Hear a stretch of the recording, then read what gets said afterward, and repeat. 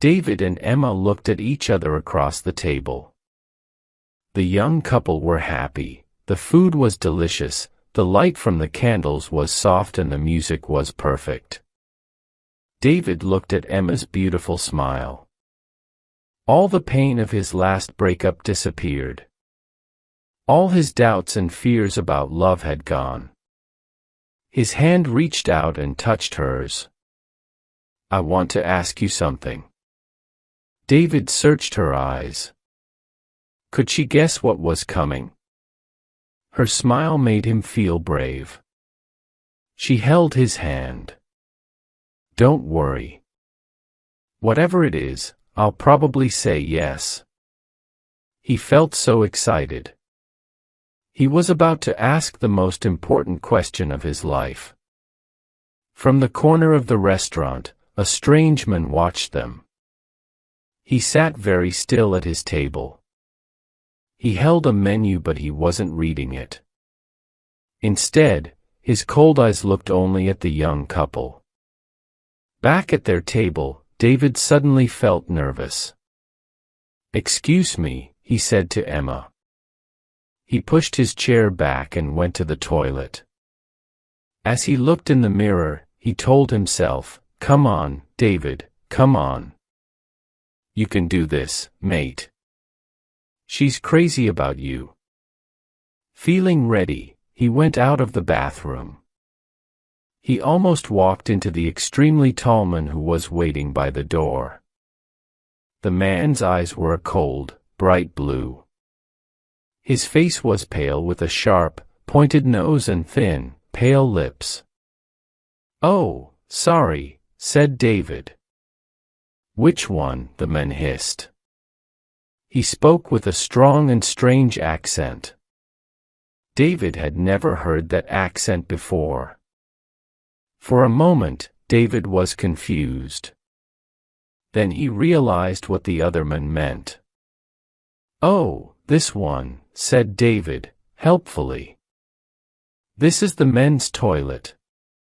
David went back into the restaurant. He reached for the ring in a box in his pocket. It was time to ask her. The taxi ride home was wonderful. The happy couple discussed their future life together.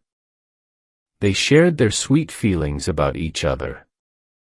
"The night I asked you to marry me," said David.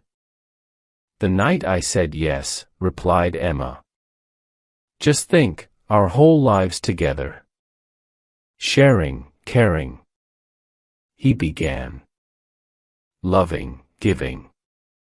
Emma finished his sentence. They smiled at each other in loving excitement.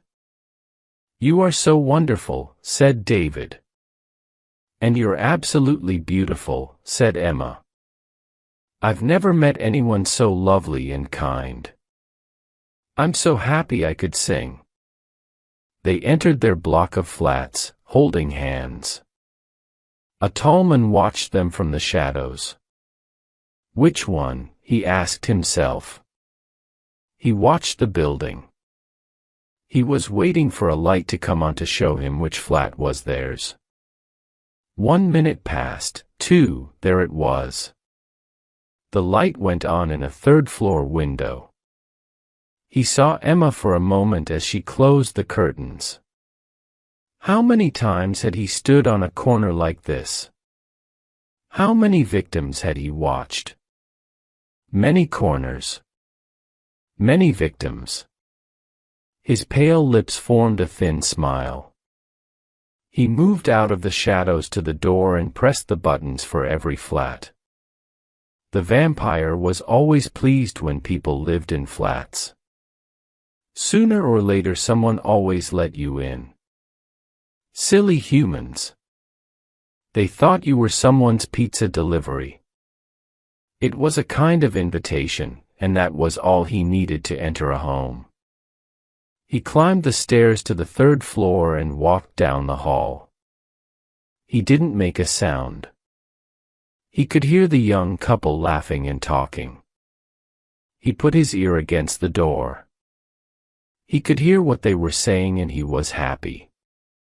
Young love made the sweetest blood. It was so full of life and energy. I feel as if I'm in a film, she was saying. More like a dream, he replied. Yes, a dream. How lucky we are. Guess who I'll be dreaming about tonight, he said. Who? Who? Her hair smells of roses. She's like an angel. Their dream was about to become a nightmare, the listening vampire thought. Suddenly, he opened the door and stood there, showing his sharp teeth. The couple screamed and then held each other in terrified silence. The vampire could smell and taste their fear. This was how he liked it. Fear also made the blood sweeter. There's my wallet. On the table, there. Take it, said David. Take anything you want. I will take anything I want, the vampire replied. Fine. Fine. We won't stop you, I promise. David cried. You won't stop me. I promise, replied the vampire. The light shone on the sharp teeth.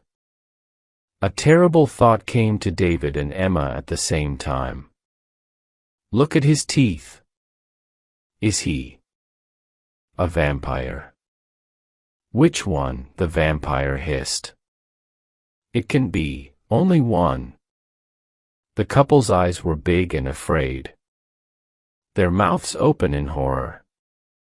They held each other's hands and their stomachs filled with fear. Already tonight, continued the vampire, I have drunk from 3.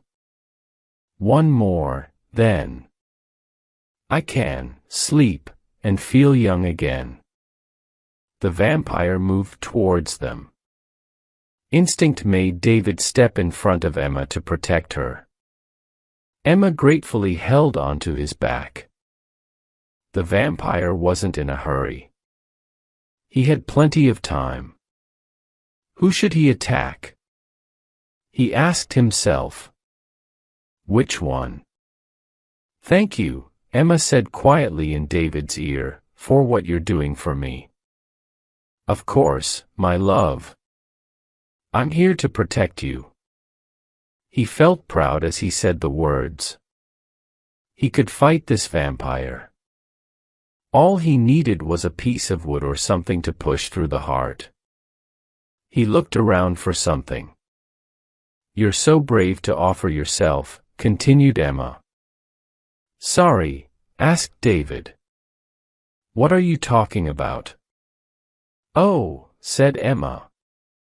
I just thought that with your love for me and everything.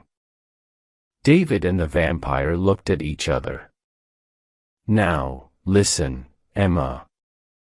There is no doubt about my love for you. Really, she replied. She didn't believe him. But you can't expect me to just give him my life. I wasn't saying you should, she said. It's just one of our options, that's all. Well, think of another one, he shouted. Why don't you offer yourself to him to save me? The atmosphere in the room had certainly turned ugly. The vampire was not pleased that the fear and love were now silly, selfish arguments. Emma was very angry. I hope you're joking. Let's see how strong your love is. What a horrible man. What about the woman I was planning to marry? Offering me to a vampire like a bone to a dog. You said my hair smells of roses, she cried. All right, all right. Relax. David was a little embarrassed to be having this argument in front of a stranger. I'm an angel, you said, she carried on shouting. Must drink, shouted the vampire angrily as he came even closer. He wanted to make a quick kill. Then he could get away from these terrible people as soon as possible.